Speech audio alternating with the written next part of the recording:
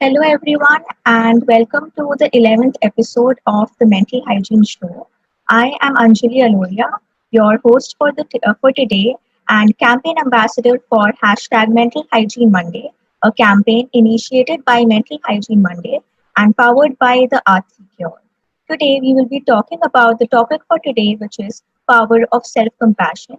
And it is my delight to announce the guest for today, which is Ms Gargi Vishnoi. She is a counseling psychologist at Fortis Healthcare and has an expertise in child counseling, adult counseling, stress management, and well-being sciences. Thank you so much for joining us today, ma'am. Thank you for having me. Before we begin with the session, I would like to know your views on the topic for today, which is power of self-compassion. Oh, when you sent me the topic, I was absolutely enthralled because I loved it. Because self compassion is something that's really missing in today's generation. And also, I think as our society, it breeds a lot of criticism and self criticism mostly. And we think that the way of motivating ourselves is to judge ourselves very harshly. And in this entire sphere, we've kind of lost being nice to ourselves. And just because we're not nice to ourselves, there's so much negativity that breeds in our heads. And I think that is the biggest problem that everybody is facing these days. And that's why it's a breeding ground for any sort of mental health issues. So I think it's a great topic that you've chosen. Yeah, that's a very wonderful insight in terms of the negativity that breeds within us. So, I would like to move on to the first question, which is how would you explain the meaning of self compassion and what do you think are the different components of self compassion? All right. So self compassion as a word is it shows that you feel for others, and self compassion is that you feel for yourself, right? So self compassion is basically you'll be just being nice to yourself.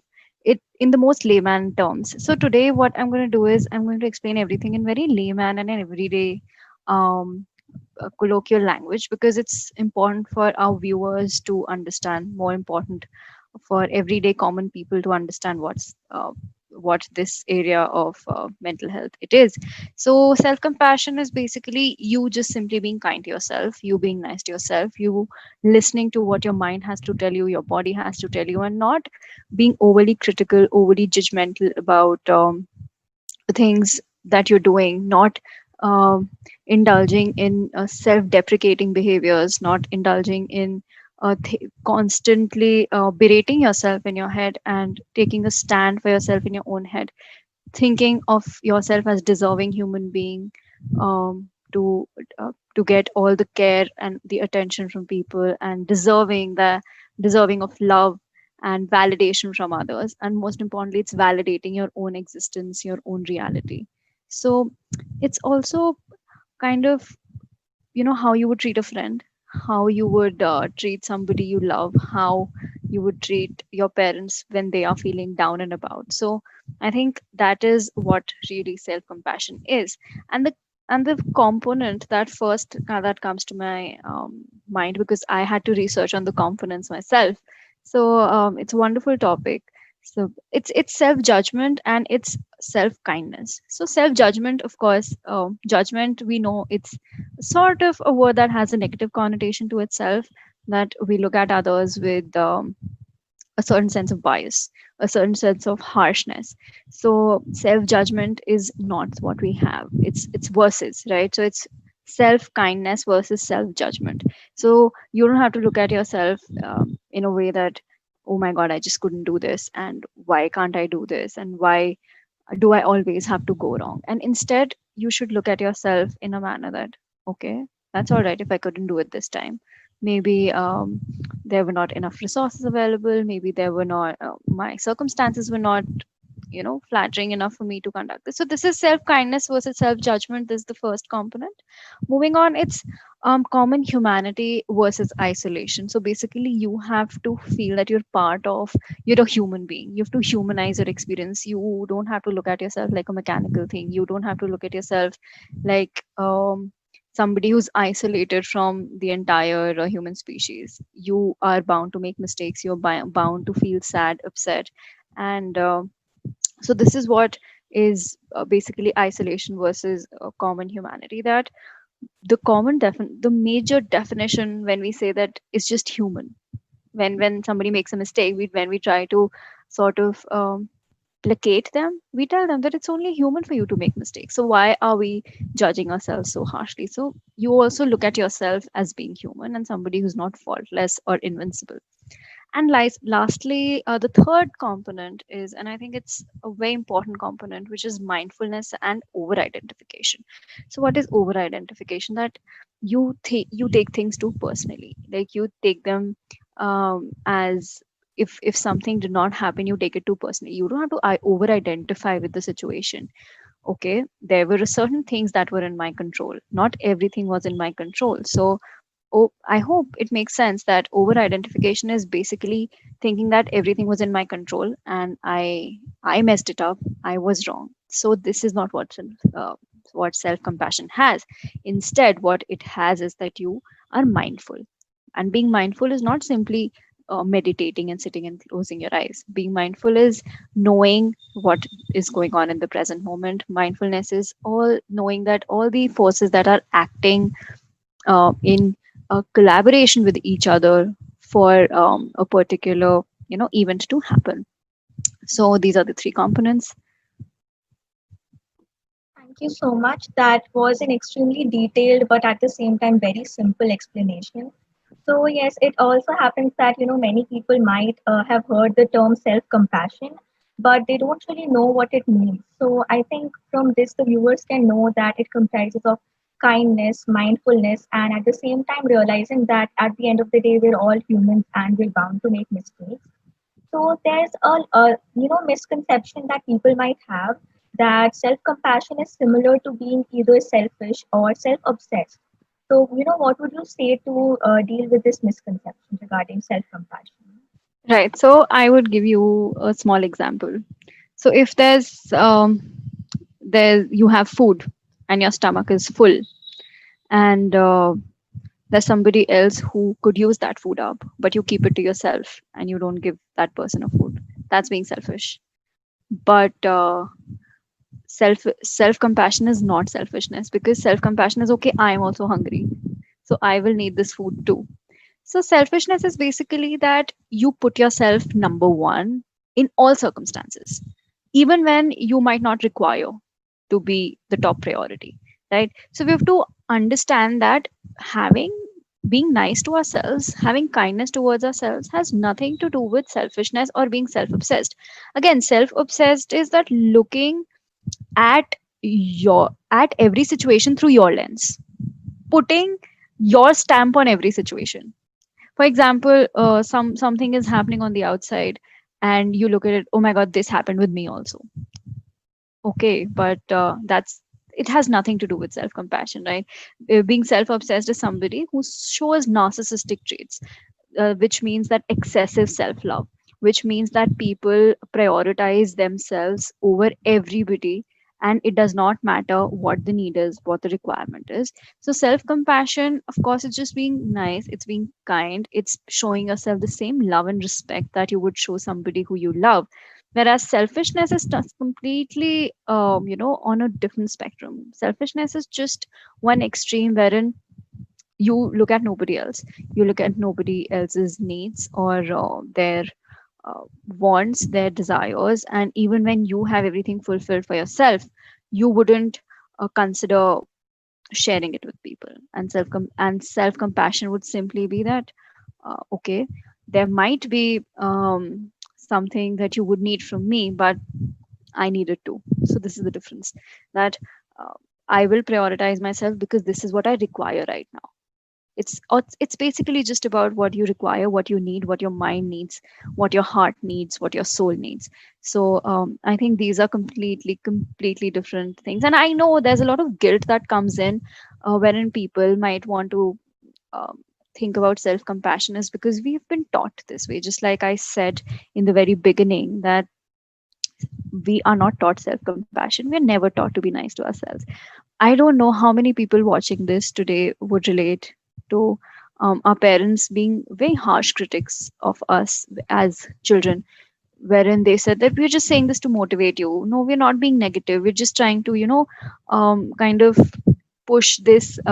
push you forward, get you into the groove of doing things. We are not being negative, we are not criticizing, and it's not that. See, if as a child you grow up thinking like this, as a child, if you have been in an environment where you debilitate yourself, degrade yourself, of course you're going to grow up and think like that. So, and then you start to feel guilty that, okay, maybe I'm not supposed to be nice to myself.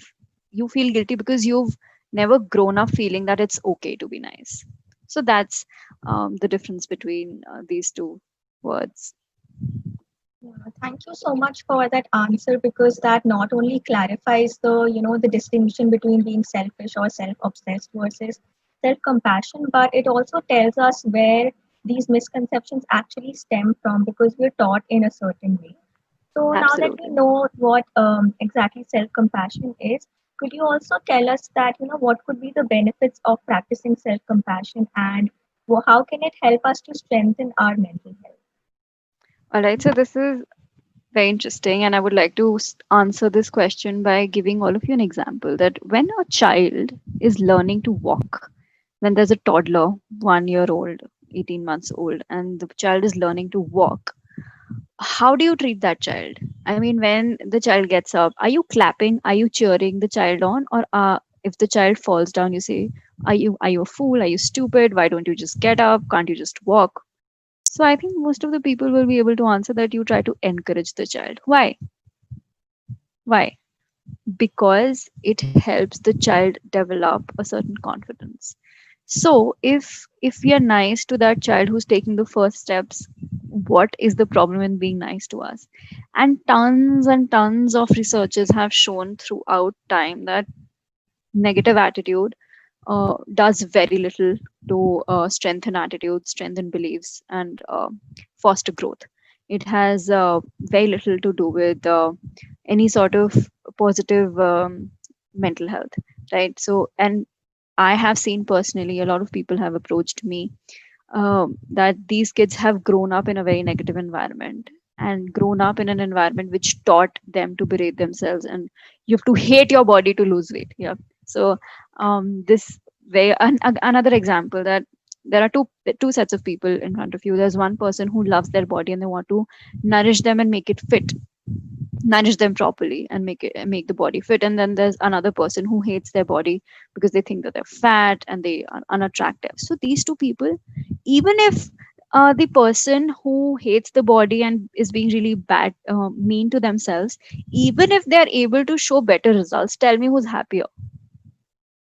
We have an answer. Like somebody who's treating their body well, somebody who's treating their mind well, is the person who of course will be in a happier headspace, because you're just not constantly criticizing yourself. So coming back to the question, that this is how it helps you grow, because it reduces your self doubt, it reduces your this constant rant in your head going on that you're not worth it, you're not good enough, and all of this. It reduces that and it fosters a very positive outlook.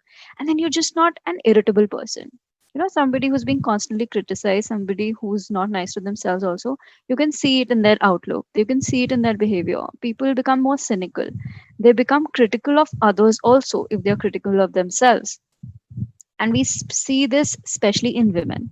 I was just doing some research about the topic, and I found out that women, because they are usually nurturers, they're looked at as nurturers, people taking care of others. So they are taught to be nice to others, but they're never taught to be nice to themselves. So a lot of times, you've seen mothers' guilt when they're working mothers and they have to leave their kids behind.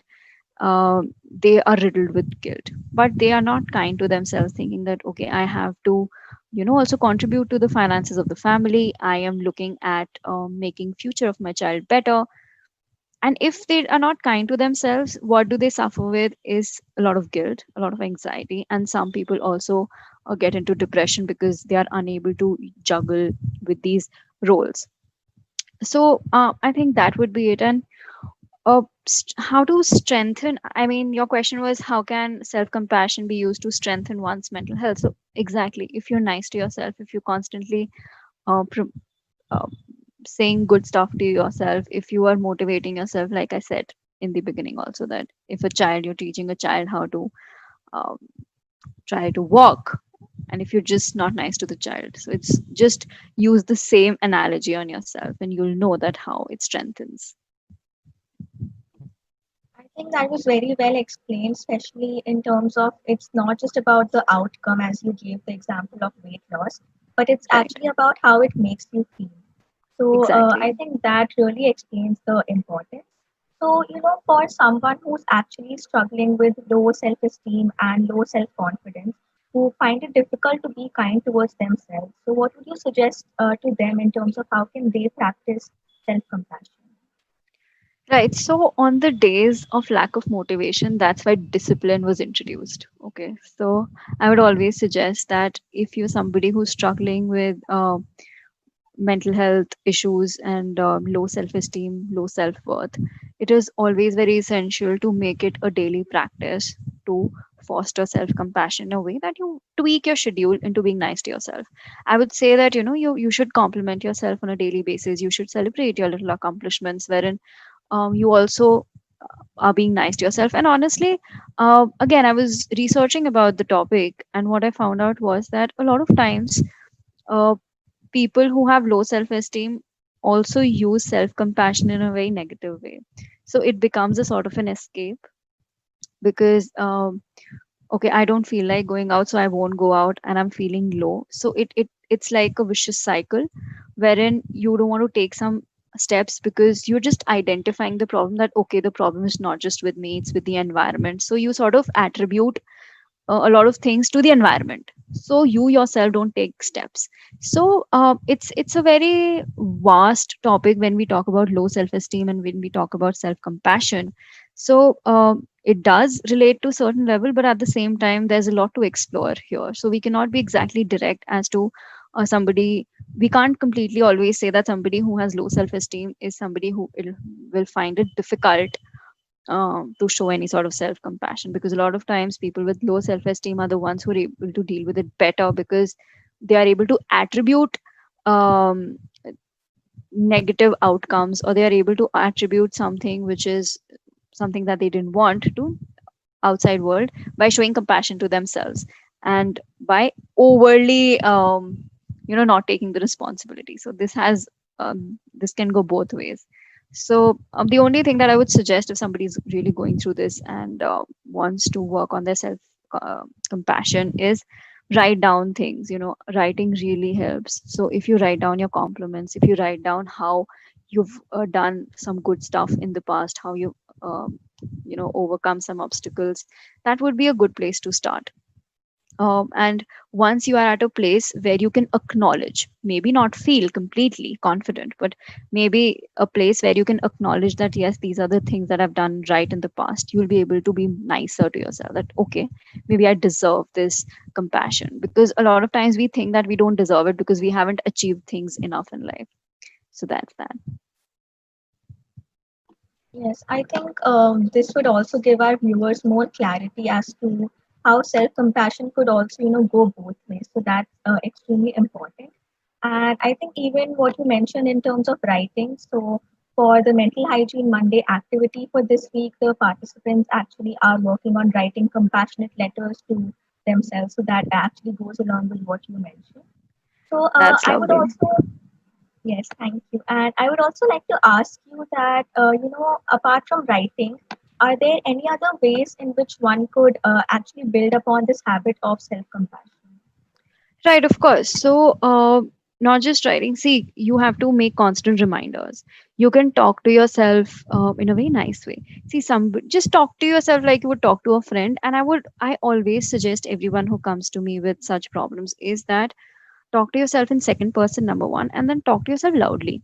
Don't make it a narrative only in your head, because what we want to do here is in psychology we try to um, build your neural connections in a way which is very helpful for you to maintain a good mental health. So when you try to recite couple of things, when you try to talk it out loudly, not only are you making a sensory output with your mouth, your voice and everything, you're also giving a sensory input to your ears. And when your ears hear it, your mouth is speaking it, your ears are hearing it, and then your brain is processing it. So there's a three step processing involved. When you're just thinking, it's just one. So to make it stronger, I would always suggest that you should, recite things out. You should talk to people who build you up. You should stay away from people who try to bog you down, because you'll always find people who are unhappy with themselves and they try to bring you also down. And a lot of times when we add a lot of value to such people's recommendations, such people's opinions, so what it does is it further reduces our ability to be confident in ourselves. And unless we feel secure and safe in our own headspace, it's very difficult for us to be nice to ourselves. And again, like I said earlier, that it's a vicious cycle. So to it's a tricky place. So to be in um, a headspace of being nice to yourself, you don't have to have super high self-esteem, you don't have to have super high self-confidence. The only thing that you should know is that I will be the same way I am to somebody who is close to me, somebody who I love, somebody who loves me. And when I want to be motivating, when I want to be motivating them, when I want to encourage them, how would I talk to them? Talk to yourself. And then writing is just one part. Live that reality. Live that reality. Pat yourself on the back. I always say again, patting yourself on the back a little bit. Again, it's a muscle memory that you're creating. Your hands are going, and you mentally feel this, gives your brain a feedback that okay, you've done something nice. You're being nice to yourself. So this is again a part of self compassion, how it can be practiced. That was a wonderful insight because a lot of people might know how to practice self compassion, but if they don't know how our brain feedback mechanism works, whether it's patting yourself or saying it out loud, then they might not be able to get the maximum benefit. So, now that you've spoken about how to develop this habit, are there any ways in which someone can maintain these habits, especially when they're faced with difficult situations? So, if there's any suggestions about that. Yes, it is incredibly difficult. Number one, our motivations are at all time low when we are at not a great space in our life. We can do everything perfectly if we are in a happy space. And again, this I get a lot from my clients. They say that मेरा मन नहीं किया. I didn't feel like doing it because I just didn't want to do it. I didn't have the energy. I didn't have the motivation, because they are forgetting that being kind to yourself is like the epitome of any sort of self growth. Because unless you're nice to yourself, your self growth will just never be fulfilling enough. You will always find some sort of things that are pulling you back. So, to maintain it, again, reminding yourself of how far you've come in your journey of self compassion, looking back at from where you started. There will be days when you don't feel like doing it, and it's most important that you make these small reminders on your phone. Most of the time, we're constantly on our phone. So, I would always suggest that engage with um, content on social media that's really benefiting you.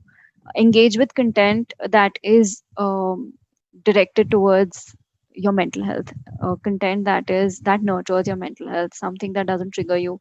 Because when we are sad, there are some people who want to get sadder, so they engage with content which is even worse. So talking to yourself, and again, saying loudly stop.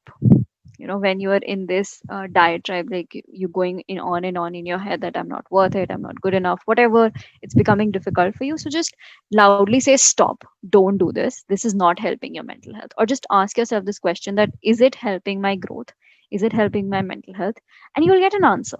So the moment you start asking yourself these questions as to why, what can I do, and what did I do before that really helped me through this. So this would be something which can be great in maintaining um, self compassion towards yourself. Yes, so I think the idea of growth here is very important, especially self growth, because this will help the viewers understand that it's not just limited to being kind to yourself or saying kind words, but even in the longer run, it helps with your self growth. So, on this note, I would like to go ahead with the last question for today, which is, what do you think are the long term benefits of practicing self compassion, and how can one maximize these benefits? Yes, there are a lot of benefits, and number one is that your self confidence grows goes up, your self worth goes up. you start to like yourself. Basically, you enjoy your accomplishments more. You become better at coping with things because you're more mindful here. Understand that. Self compassion also gives you an angle into understanding, okay, these are my limitations and these are my positives. So when you have that sort of insight into yourself, you are a better judge of self, others. You are able to deal with things better. You become more resilient towards any sort of external problems, any negative stimuli that are surrounding you. So all these things, um, keeping in mind that how it can also help you better your own relationships, because somebody who's feeling insecure on the inside, somebody who's not being nice to themselves, in their head they feel that everybody is just not being nice to them. So this develops insecurity. So it is great for your relationships, it's great for your work, because then you start to acknowledge, okay, I did this, that's why I got the benefit. So you start to also attribute positive changes in your life to yourself, that you, okay, I did this. So once you do that, your confidence goes up, everything. It's all like you correctly fished out a point of growth, um, how important and how pertinent it is to self compassion. And that is what our entire mindset is, that we look at growth here, we look at healing here long term. It's great for your personal growth, because you'll be able to see that I started from you know, hating myself, or I started from really not liking myself enough. And maybe you don't like yourself at every point in your life. Okay, there are times when you do things that you feel guilty of, but what self compassion does is that it helps you accept, it helps you understand, and it helps you forgive also. But it's okay, I made a mistake at that point of time, I thought that this was the right thing to do, but it's all right if I did it. And how can I do it better the next time? So acceptance is a major thing, and all of us human beings, even when we are looking for acceptance around us, uh, the biggest acceptance that we need is our own self, because the day we get that, I don't think we'll seek for validation outside. And self compassion is the biggest tool to achieve that acceptance. Thank you so much for that wonderful insight, especially the last note on, self-compassion actually being a tool towards self-acceptance. So I think the viewers would have learned a lot through this session, and how self-compassion can not just help with our self-growth, but also in areas such as our relationships or works, or even our own achievements and accomplishments. So thank you so much for this wonderful session. Thank you And so much for having me. thank you so much for joining us. And to all the viewers, thank you so much for joining in today for today's session. Make sure to comment your feedback below, and like and share the video. And also subscribe to our channel to stay tuned to our further episodes of the Mental Hygiene Show. And thank you once again, ma'am, for joining us. Thank you. I would also like to just quickly point out that if anybody wants quick mental health updates, they could follow the Fortis's mental health page, and they could also follow my personal page, which is I Heal Good. And I put out a lot of content on mental health related stuff, because coming from an expert, I try to personalize these experiences. I tend to write a lot about how I discovered it in myself. So these are and I would request that everybody follow a lot of mental health content on Instagram. Everybody is doing great work. I mean, it's being talked about so much in our country, and you've taken a great initiative. Mental hygiene is so important, and you bringing on so many experts on board is amazing. So all the best for your future ventures. Thank you so much. And to our viewers, I hope you check out the both the Instagram pages. And thank you for joining us today. And goodbye.